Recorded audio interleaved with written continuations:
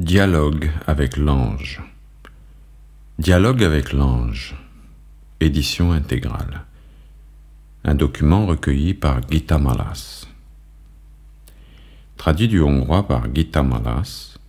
Nouvelle version revue par Dominique Raoul-Duval. Édition Aubier. Ce livre est le compte-rendu d'une série d'événements qui ont eu lieu en Hongrie entre 1943 et 1944. Ce n'est ni fiction, ni journalisme, ni littérature. Le lecteur doit le prendre tel quel, ou le laisser. Je ne suis pas l'auteur des dialogues, je suis le scribe des dialogues.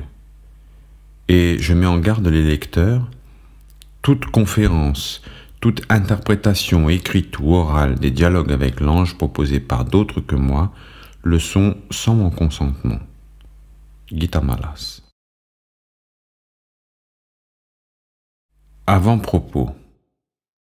Relu pour la 100e, pour la 1000e fois, le début des dialogues avec l'ange reste proprement sidérant. En apparence, rien que de très banal. Un jour d'été comme les autres, deux jeunes femmes sont en présence. Graphistes et décoratrices, elles travaillent ensemble et se sont connues pendant leurs années d'études. Anna n'est ni belle ni laide. Aucune photo dans le livre ne vient nous montrer à quoi ressemblait Gita. Une profonde amitié les unit, une même inquiétude les anime. Comment trouver un sens à tout cela ? Tout cela, l'Europe, mise à feu et à sang par la guerre. Nous sommes en 1943. La Hongrie, ravagée par l'antisémitisme et tant de malheurs, de brutalité, de mensonges dans le monde. Anna, Joseph, son mari, Lily, l'amie de Anna et de Gita, sont juifs. Mais aucun d'entre eux n'a jamais pratiqué sa religion. Quant à Gita, sa rencontre avec le catholicisme avait été aussi mémorable que sans lendemain. Lorsqu'elle avait 8 ans, sa grand-mère, la seule de toute la famille à avoir gardé la foi, les autres la regardaient avec un sourire indulgent, voulut que ses 4 petits-enfants fassent leur première communion. L'instruction religieuse qui leur fut dispensée par le prêtre du village se borna à une phrase. Ne rien boire, ne rien manger. Et la cérémonie à laquelle la petite fille n'avait rien compris s'était terminée par un repas au presbytère où le curé, voulant faire honneur aux enfants du château, avait mis à la place de chacun une bouteille de vin, si bien que la première communiante, en toute innocence, était revenue chez elle, ivre morte. C'est en Anna que brûle l'exigence la plus pure. Gita, elle, renacle parfois. Les 5 ans où elle a été championne nationale de natation et où elle a connu la folle popularité que réserve la Hongrie aux vedettes du sport ne lui ont guère appris le travail sur soi. Et c'est cette paresse, justement, ce reste de complaisance vis-à-vis d'elle-même qui susciteront la première apparition de la force divine qui va se manifester pendant 17 mois. Rappelons-nous la scène. L'irritation de Anna qui, tout à coup parfaitement consciente, les yeux grands ouverts, nous sommes à milieu de toute transe, de toute possession médiumnique, a juste le temps de prévenir son ami. « Attention, ce n'est plus moi qui parle », avant de lui tenir des propos si sévères que jamais l'amitié n'aurait pu les dicter. « J'étais bête », me dit Gita, commentant ses premières réponses avec l'ange, en insistant sur le mot « bête », avec ce léger accent autrichien et cette façon de ne pas se prendre au sérieux qui me sont si chers. J'étais vraiment bête. Voir. Et si vous, si moi, devions répondre à une voix venue d'ailleurs qui vous demande, à brûle-pourpoint, « Pourrais-tu supporter la sphère de lumière ?» Ferions-nous meilleure figure ? Il me semble au contraire qu'elle s'est montrée tout de suite parfaitement intelligente en comprenant immédiatement qui lui parlait et d'où on lui parlait. Il lui faudra 1 mois pour nommer, non sans hésitation, son maître intérieur. Serait-il ce que nous, les humains, appelons un ange ? mais dès la première seconde, elle avait su, à l'évidence, qu'il s'agissait de l'essentiel et l'avait accepté avec simplicité. Pourtant, elle aura du mal, plus peut-être que les autres. Anna est complètement poreuse à la parole de l'ange, elle est la parole de l'ange. Lily brûle d'un tel amour que son maître fond de tendresse devant elle. Quant à Joseph, c'est lui qui, selon les propres termes du messager divin, pressent le mieux ce dont il s'agit.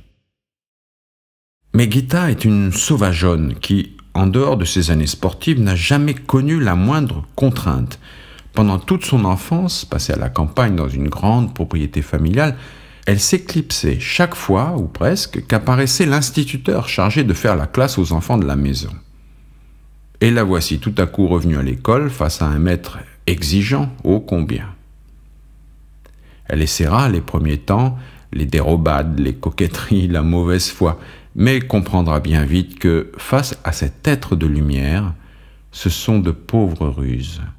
Avec un sourire ironique, il me regarde comme une enfant de 4 ans, reconnaît-elle avec une belle lucidité dans le 20e entretien, et s'ouvrira à cet enseignement avec une humilité vraie, celle qui n'abaisse pas mais qui élève.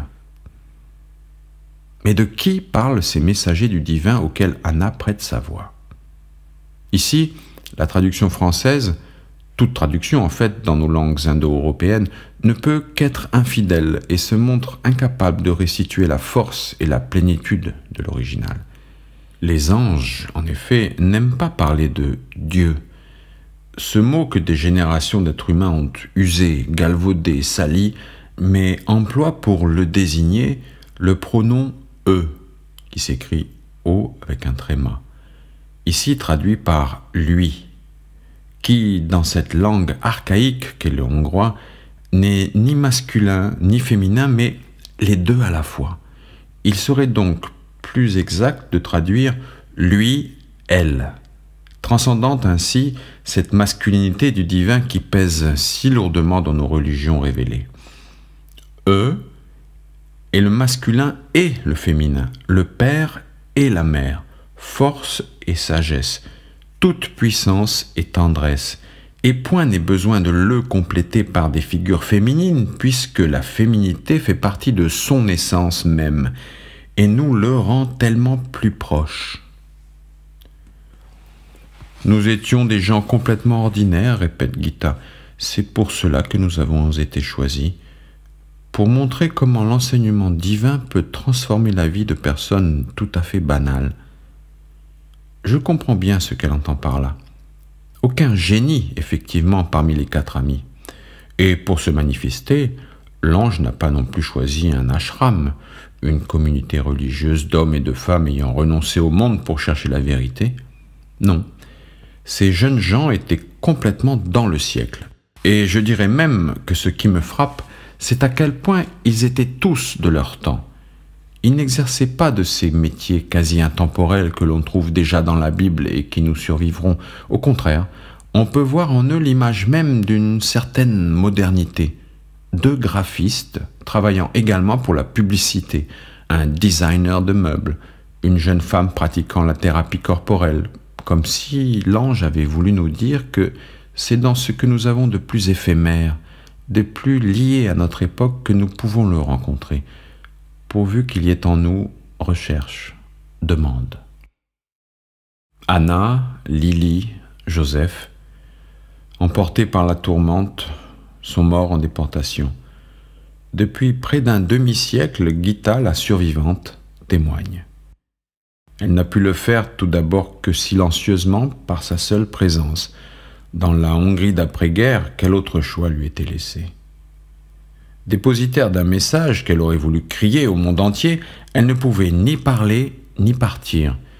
À l'arrivée des communistes, son père, officier supérieur, s'était retrouvé mis à pied sans solde. Son frère, directeur commercial de la radio qui avait femme et enfants, allait subir le même sort. Pendant 15 ans, 7 personnes seront entièrement à la charge de Gita. De l'horreur de cette époque, du rouleau compresseur du totalitarisme, de la peur omniprésente qui gangrénait l'existence entière, elle n'aime pas à parler. Tout au plus évoque-t-elle parfois les voyages qui l'emmenèrent un peu partout, et jusqu'en Chine avec le ballet national hongrois, dont elle faisait les décors et les costumes. En 1960, enfin, ses parents étant morts, ses neveux et nièces ayant grandi, elle put venir s'installer en France, en portant, cachés dans sa valise, les précieux petits cahiers d'écolier dans lesquels les entretiens avaient été notés au fur et à mesure des rencontres. Tout en réalisant des pochettes de disques classiques, Guita, très vite, se mit à travailler à l'édition de ce qui s'appelait alors « Les 4 messagers ». La première, publiée à Paris en 1976, allait ouvrir la voie à une longue série de traductions. 12 sont actuellement terminées ou en cours. En mars 1989, une édition hongroise fut même épuisée en quelques semaines, après avoir été mise en vente jusque dans la librairie du Parti communiste à Budapest. Signe des temps. Après la parution des Dialogues avec l'ange, Guita avait voulu rester dans l'ombre, refusant de tout son être le rôle de gourou qu'on était prêt à lui faire jouer, et ne quittant guère le petit hameau de Dordogne où elle s'était retirée avec son mari Lotzi, rencontré à Paris en 1960. Pour elle, c'était à chaque lecteur de comprendre et de vivre personnellement le message des entretiens. À sa grande surprise, l'Institut Carl Gustav Jung de Zurich lui demanda de faire part à ses étudiants de son expérience avec les anges. L'accueil qu'elle y reçut lui fit comprendre à quel point les lecteurs des dialogues étaient désireux de connaître la façon dont elle les avait vécus. Une série de conférences s'ensuivit en France, en Suisse, en Allemagne, en Belgique et en Hollande, où se retrouva tout un public fervent, avide non de sensationnel, mais de paroles vraies. Conférence est d'ailleurs un bien mauvais mot. Guita préfère parler de rencontres avec ses lecteurs, puisqu'elle se borne à rapporter un fragment de son expérience, ou la manière dont elle a compris et vécu telle ou telle phrase de l'ange, et à répondre d'une façon fort peu orthodoxe aux interrogations de ses auditeurs. Dès qu'une question m'est posée, écrit-elle, une petite voix en moi commence à répéter comme un signal d'alarme. Ne pense pas, ne pense pas. Et puis vient le saut dans l'inconnu. Souvent, je suis beaucoup plus surprise par la réponse que mon interlocuteur. À partir de ces questions, à partir des thèmes revenant le plus fréquemment dans l'énorme courrier que Guita reçoit encore chaque jour, sont nés 3 livres explicatifs, pour reprendre son expression. Les dialogues tels que je les ai vécus, les dialogues où l'enfant naît sans parents, les dialogues où le saut dans l'inconnu. 3 petits volumes vivants et concrets qui viennent éclairer la parole de l'ange et aider tous ceux qui se sentent concernés par elle à la vivre au jour le jour. Mais le scénario écrit par les anges pour la vie de Guita a connu d'autres rebondissements. En 1988, 6 ans après la mort de son mari, un terrible accident de voiture lui permet de recommencer, à 81 ans, une nouvelle vie dans un autre hameau, au milieu des vignes cette fois-ci, entourée de présences amicales et discrètes, grâce auxquelles elle peut consacrer la totalité de son temps et de son énergie à transmettre encore et encore le message des anges, tout en rappelant à ceux qui l'approchent que spiritualité rime aussi, d'abord, avec gaieté, et que cette spiritualité peut s'enraciner dans un bon sens inaltérable, comme dans un goût très vif pour les joies concrètes de cette terre. Je suis allé entendre une conférence de Guita, me disait un ami, il y a quelques mois. Ça m'a beaucoup rassuré de la voir. Je le comprenais si bien. Transmis par un pur esprit, l'enseignement des anges aurait une résonance autrement inquiétante. L'ébranlement, né dans un petit village de Hongrie il y a près d'un demi-siècle, se fait encore sentir aujourd'hui parmi nous. Quand on demande à Guita comment elle voit les dialogues maintenant, elle répond « Ces mots sont comme des graines qui auraient été semées par les anges. Elles sont restées enfouies en terre pendant 32 ans. Elles ont finalement brisé la dure croûte de la surface pour la première fois en 1976 avec la publication de l'édition française. Et à partir de là, elles se sont répandues comme une traînée de feu. Non, comme une traînée de lumière. Maintenant, le nouveau, le printemps de l'humanité est là. Et ces mots ouvrent d'immenses possibilités à tous. L'ange dit « Quoi de plus naturel que de parler ensemble ?» Puisse ce livre aider à faire naître beaucoup d'autres dialogues. Dominique Raoul Duval. Note pour l'édition intégrale. Souhaitée depuis longtemps par Gita Malas, cette nouvelle version, intégrale et définitive, avait de multiples raisons de voir le jour. Tout d'abord, il n'avait pas été possible de faire figurer dans la première édition la totalité des entretiens. Le présent volume comporte donc une part d'inédit, dialogue ou fragment de dialogue. La traduction a été revue mot par mot depuis 15 ans. Gita Malas a acquis une bien meilleure maîtrise du français pour restituer le texte original avec la plus grande fidélité. Certains mots hongrois ayant plusieurs sens, nous avons essayé non d'en privilégier un seul, mais, dans la mesure du possible, de les rendre tous. Les commentaires personnels ont été considérablement augmentés, le succès des livres explicatifs, les dialogues tels que je les ai vécus, les dialogues où l'enfant naît sans parents, les dialogues où le saut dans l'inconnu, ayant montré combien les lecteurs des dialogues avec l'ange avaient soif d'explications sur la façon dont Gita Malas avait elle-même vécu ces événements.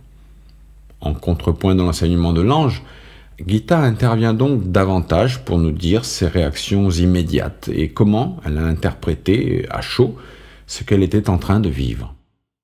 Un index, enfin, a été ajouté qui permet de retrouver immédiatement tous les mots-clés des dialogues. Dominique Raoul Duval. Les dialogues qui constituent ce livre ont été traduits à partir de notes manuscrites prises par Gita et Lily au fur et à mesure des rencontres. Beaucoup des textes originaux, en particulier ceux de Joseph et les notes personnelles de Lily, ont été perdus et plusieurs entretiens n'ont pu être notés en totalité.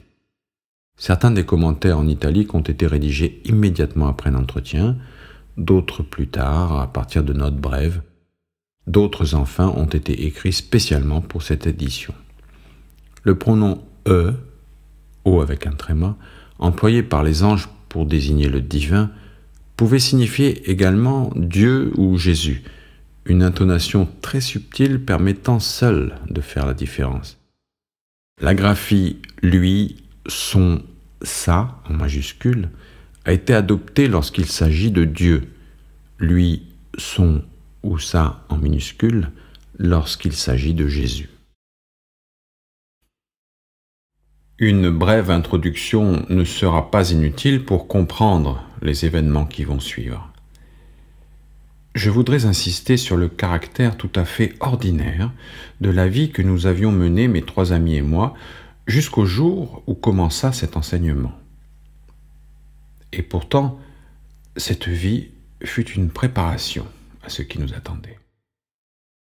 C'était en 1923, j'avais 16 ans, que je rencontrai Anna à l'école des arts décoratifs de Budapest, où sa table était à côté de la mienne. Dès le début, elle se montra tout à fait expansive et amicale à mon égard.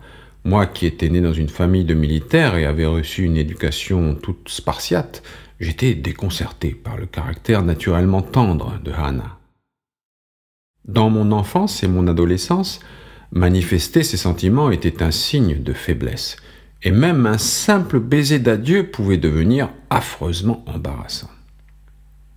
Anna, au contraire, dont le père était directeur d'une école élémentaire, avait grandi dans l'atmosphère beaucoup plus détendue d'une famille juive moderne et n'éprouvait aucune gêne à montrer ce qu'elle ressentait. En dépit de ces différences de tempérament et d'éducation, nous nous liâmes pendant ces 3 ans d'études d'une amitié profonde. Pourtant, au sortir de l'école, nos chemins se séparèrent et nous ne nous vîmes plus que rarement. Anna continua ses études à Munich. Quant à moi, je me lançai à corps perdu dans le sport. Devenue championne de natation, je me laissais griser pendant 5 ans par l'adulation presque idolâtre que manifestent les Hongrois envers les héros du sport. C'est à cette époque que je fis la connaissance de Lili, qui pratiquait la thérapie corporelle. Chaleureuse et naturelle, elle avait beaucoup d'élèves et je compris très vite que si ses classes étaient surchargées, c'était que ses élèves y trouvaient beaucoup plus qu'une simple relaxation, une nourriture pour ce qu'il y avait de plus profond en eux. Pendant toute cette période, j'ai su peu de choses de Hannah, sinon qu'elle s'était mariée avec Joseph, qu'elle connaissait depuis l'enfance, un homme calme qui était ce que nous appelons aujourd'hui un designer. Il dessinait des meubles. Sa seule présence avait un effet apaisant sur son entourage. Je l'ai vu plus tard lorsque nous vivions ensemble à Budapest. À l'auberge du village, les discussions politiques les plus houleuses se calmaient lorsque Joseph arrivait. Et en quelques instants, l'atmosphère redevenait complètement paisible, grâce à sa silencieuse présence. Saturé, ou plutôt dégoûté de mes activités uniquement sportives, je décidai de retrouver Hannah. Elle s'était installée avec Joseph dans un atelier de la grande colline de Buda, qui avait une vue somptueuse sur le Danube. Avec beaucoup de patience et de compréhension, Hannah m'aida à reprendre mes activités artistiques que j'avais complètement abandonnées depuis la fin de mes études. J'avais pourtant été une brillante élève, mais après cette période de compétition brutale, je me retrouvais complètement incapable même de dessiner un corps humain. Sans l'aide de Hannah, je n'aurais jamais pu retrouver la joie de créer. Nous eûmes bientôt l'occasion de mettre sur pied à nous trois un atelier de graphisme et de décoration qui marcha tout de suite très bien. En 1934-1935, l'antisémitisme sévissait déjà en Hongrie. C'était donc moi, la seule non-juive du groupe, qui, forte de ma renommée sportive et grâce au fait que mon père était officier supérieur dans l'armée hongroise, obtenait des commandes importantes de l'État. Décoration de lieux touristiques dans le style du folklore hongrois ou publicité. Malheureusement, j'étais toujours obligé de dissimuler le fait que mes deux collègues étaient juifs. L'âme de notre petit groupe était indéniablement Hannah. Elle avait un don de concentration remarquable et pouvait jauger d'un coup d'œil l'essentiel d'un projet sur le plan de la conception aussi bien que de la réalisation. Elle avait l'art de résoudre les problèmes les plus divers grâce à un merveilleux mélange de bon sens, d'intuition psychologique et, plus que tout, d'humour. À l'époque, Hannah avait déjà quelques élèves. Des années plus tard, l'une de ces jeunes artistes, Vera, me parla d'elle. Hannah ne corrigeait jamais un dessin, un projet, sans que l'on se sente profondément touché. Ses remarques atteignaient tout notre être, bien au-delà du seul aspect professionnel. Certains d'entre nous n'ont pas pu le supporter et ont préféré partir. Même lorsqu'il s'agissait de la plus banale des publicités, le moindre trait, pour elle, était un miroir où s'exprimait un événement intérieur.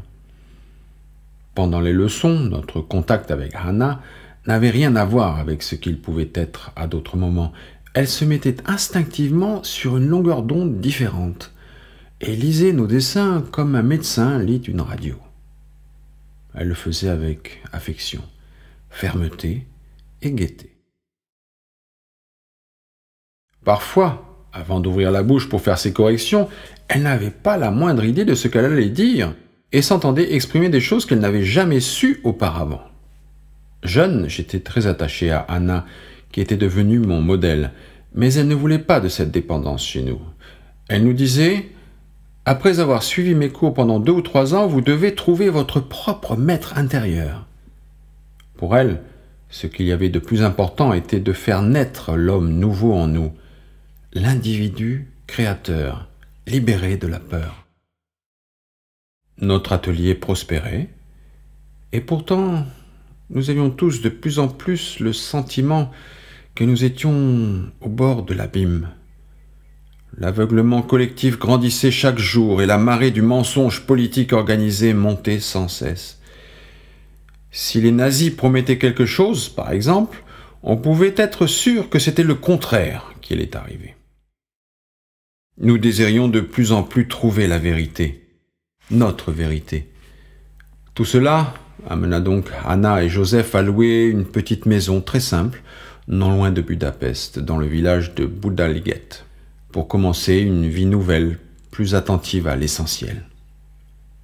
Je les rejoignis, et nous réduisîmes notre travail de façon à ce qu'il nous assure seulement le pain quotidien. Lily nous retrouvait tous les week-ends. Ces conditions de vie étaient favorables à une plus grande exigence intérieure. Pourtant, je vivais avec un sentiment de vide grandissant. J'attendais, de façon inexplicable, quelque chose qui devait forcément arriver, ce qui me perturbait beaucoup. Parfois, je partais faire de grandes randonnées en forêt pour chercher un peu de paix, et pendant les repas, je me surprenais souvent en train de regarder, par la fenêtre, la petite porte du jardin, attendant je ne savais qui ou quoi, qui aurait dû venir changer ma vie. Le soir, nous discutions souvent de nos expériences en essayant de découvrir la source de nos problèmes.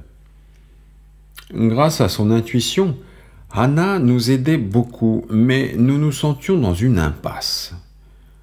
Nous nous intéressions aux grands courants religieux de l'humanité. La Bible, la Bhagavad Gita et Lao Tse figuraient dans notre bibliothèque, mais aucun d'entre nous ne pratiquait sa religion. Nous étions heurtés par ce monde où semblait régner le mensonge, la brutalité abjecte et où, apparemment, le mal triomphait.